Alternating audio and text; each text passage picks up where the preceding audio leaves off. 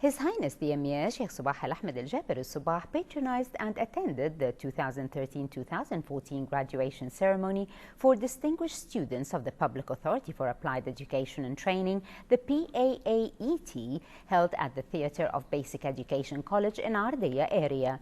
His Highness the Emir was warmly welcomed at the event venue by a group of leading figures, namely the Minister of Education and Minister of Higher Education, PAAET Chairman Dr. Badr Hamad Al Isa, PAAET Director General Dr. Ahmed Saleh Al Athari, and members of the teaching board. The ceremony was attended by His Highness the Crown Prince Sheikh Nawaf Al Ahmed Al Jaber Al Sabah, the National Assembly Speaker Marzouk Ali Al Ghanem, former National Assembly Speaker Jasim Mohammed Al Khrafi, Sheikh's Deputy Chief of the National Guard Sheikh Mashal Al Ahmed Al Jaber Al Sabah, His Highness Sheikh Nasser Al Mohammed Al Ahmed Al Sabah, His Highness Sheikh Jabir Al Mubarak Al Hamad Al Sabah, the Prime Minister, the First Deputy Premier and Foreign Minister Sheikh Sabah Al Khalid Al Hamad Al Sabah, Deputy Minister of the Emiri Diwan Affairs Sheikh Ali Jarrah Al Sabah, senior state officials and a large number of graduates, families and other citizens. Dr. Badr Al Isa addressed the attendees, expressing gratitude to His Highness the Emir for patronizing the event that is considered an extension to the international honoring bestowed upon His Highness the Emir, naming him a humanitarian leader by the UN in recognition of His Highness's humanitarian efforts. For his part, PAAET Director General Dr. Ahmed Al Athari congratulated the graduates and wished them success in their careers. Afterwards, graduate Kuwait Badr Al-Saqabi made a statement on behalf of her fellow students, expressing gratitude to His Highness the Emir for supporting the graduates. His Highness the Emir then distributed certificates to the graduates, after which His Highness was presented with a commemorative gift.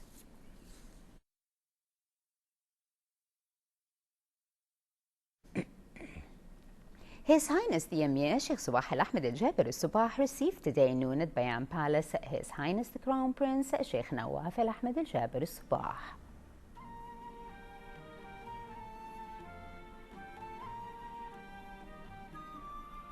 His Highness the Emir then received His Highness Sheikh Nasser Al Mohammed Al Ahmed Al Sabah.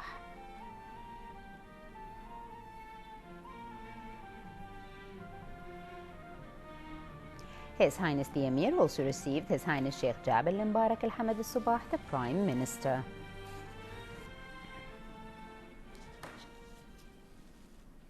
His Highness the Emir Sheikh Sabah Al Ahmed Al Jaber Al Sabah received today noon at Bayan Palace the First Deputy Premier and Foreign Minister Sheikh Sabah Al Khalid Al Hamad Al Sabah, along with the Arab League Secretary General Dr. Nabil Abdullah Al Arabi and his accompanying delegation currently visiting the country.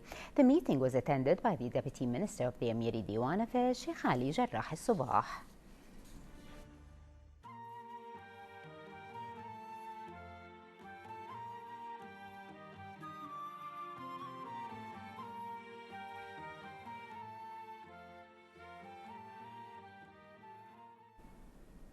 His Highness the Emir Sheikh Sabah Al Ahmed Al Jaber Al Sabah received this morning at Bayan Palace the Egyptian Ambassador to Kuwait Abdel Karim Mahmoud Suleiman, who conveyed a written message to His Highness the Emir from His Excellency the President of Egypt Abdel Fattah al-Sisi.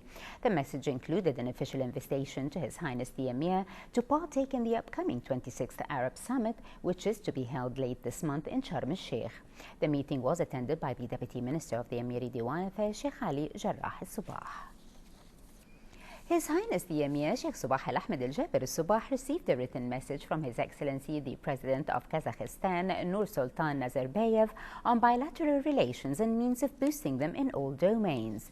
The message was delivered to the Deputy Minister of the Emiri Diwan Affairs Sheikh Ali Jarrah Al Sabah by the Ambassador of Kazakhstan to Kuwait Almaz Abduramanov. His Highness the Crown Prince Sheikh Nawaf Al Ahmed Al Jaber Al Sabah received today noon at Bayan Palace His Highness Sheikh Nasser Al Mohammed Al Ahmed Al Sabah.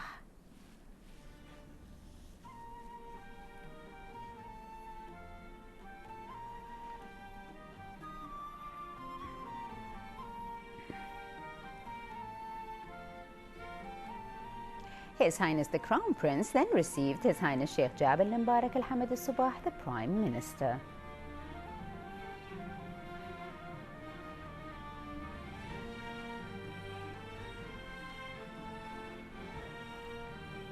His Highness the Crown Prince also received the Deputy Premier and Minister of Defence Sheikh Khalid Al Jarrah Al Sabah.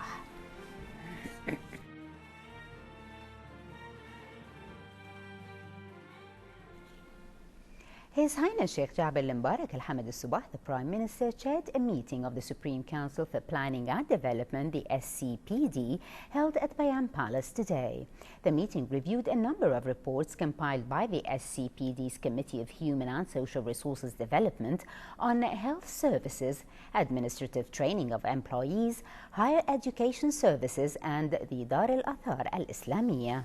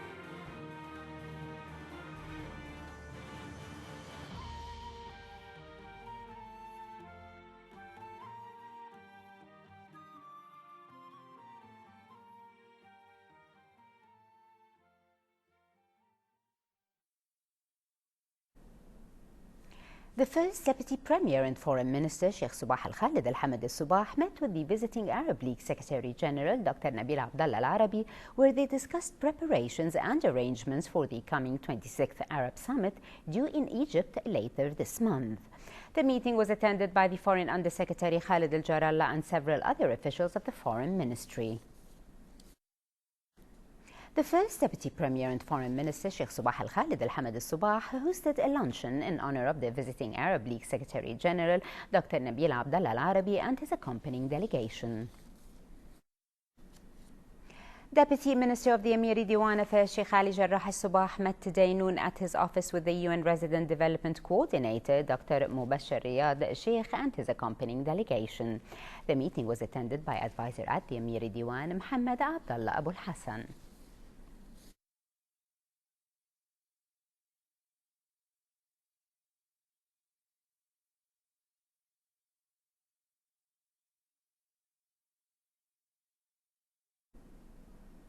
And moving on to Iraq, where the Defense Ministry said today that troops continued to battle the so-called Islamic State militants around the northern Iraqi city of Tikrit.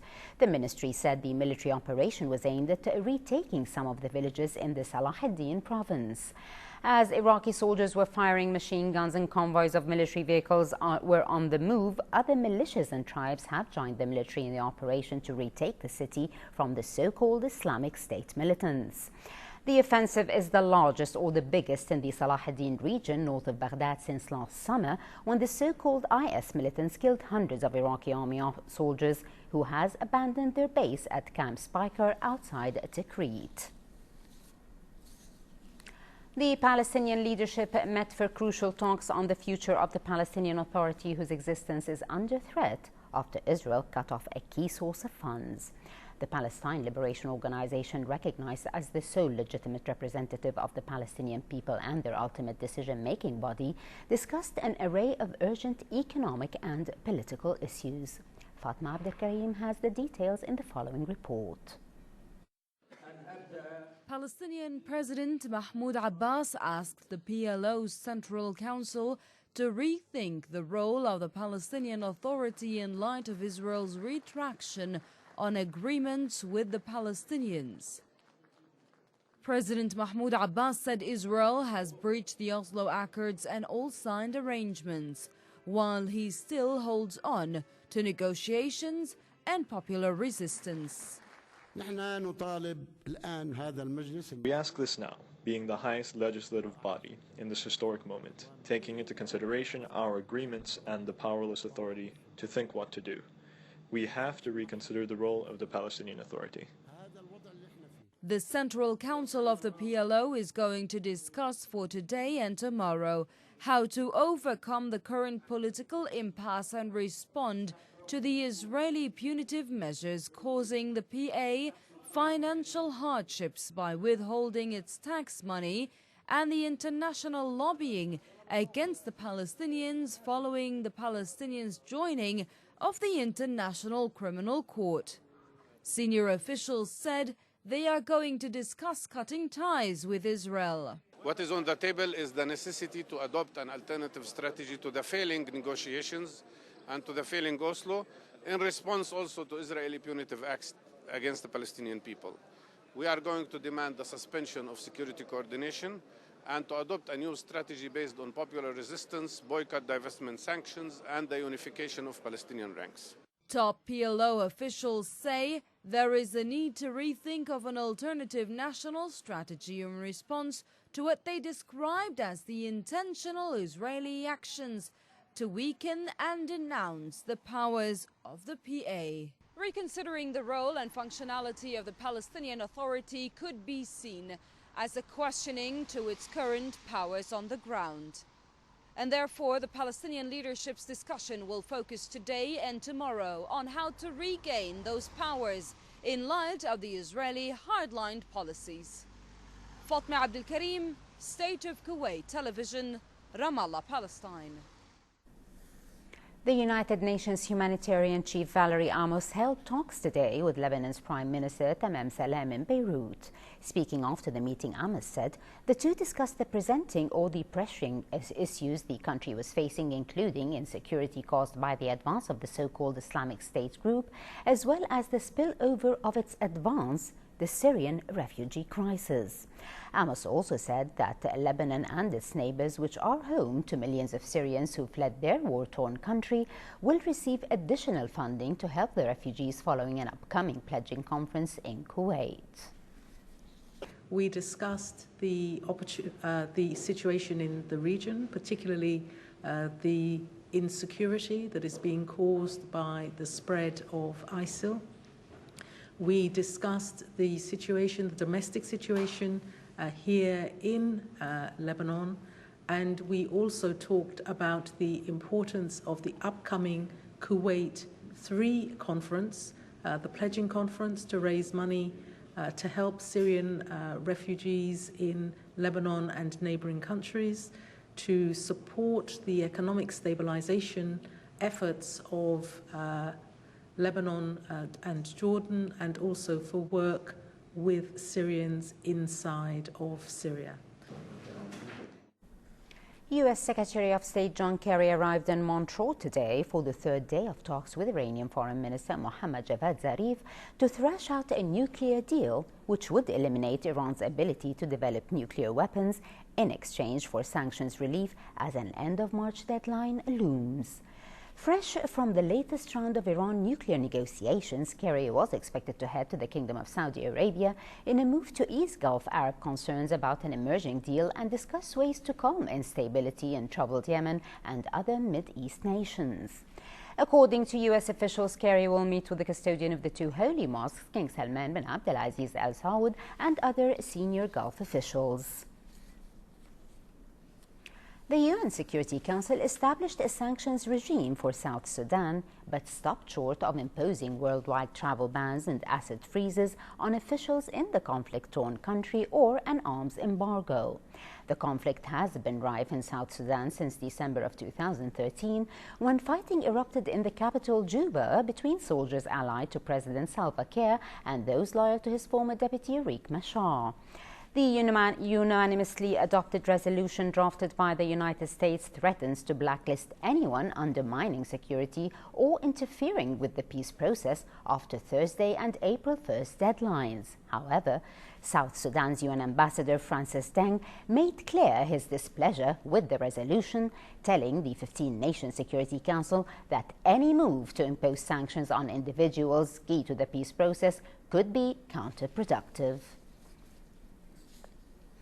Russian Foreign Minister Sergei Lavrov criticized Moscow's Western European partners for ignoring the basic principles that underline the Organization for Security and Cooperation in Europe, thus creating what he called a systematic crisis in Ukraine.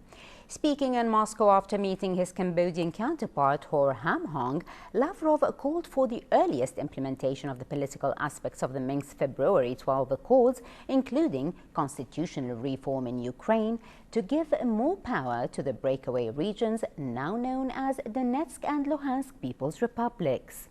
Eastern Ukraine has been racked by fighting between government forces and pro-Russia rebels for almost a year, during which more than 6,000 people have been killed.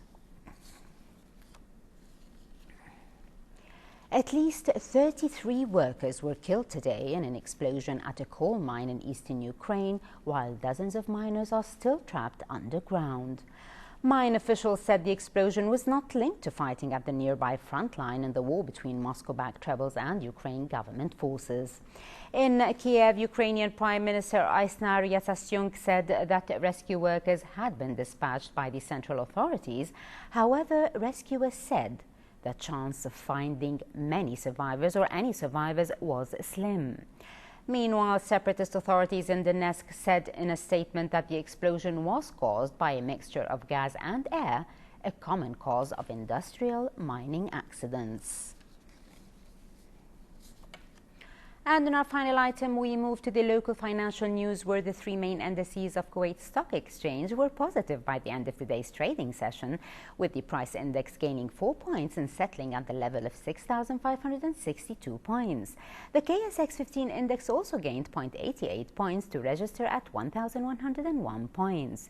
The share of the United Projects for Aviation Services Company was the top gainer of the day, while that of Kuwait Insurance Company suffered the biggest loss. For a chance to see our reports again, please visit our YouTube channel at MOI Kuwait News. Well, with that, we conclude our news bulletin. Thank you for joining us. Have a pleasant time. I'm Maham Pawa. Before we go, we remind you once again of our main top stories. Have a pleasant time and good night. His Highness the Emir patronizes and attends the 2013-2014 graduation ceremony for excelling students of the Public Authority for Applied Education and Training. His Highness the Emir receives an invitation from His Excellency the Egyptian President to partake in the upcoming 26th Arab Summit. His Highness the Premier chairs a meeting of the Supreme Council for Planning and Development to review a number of local reports. And Iraqi troops and militias continue to battle the so-called Islamic State group to retake the city of Tikrit.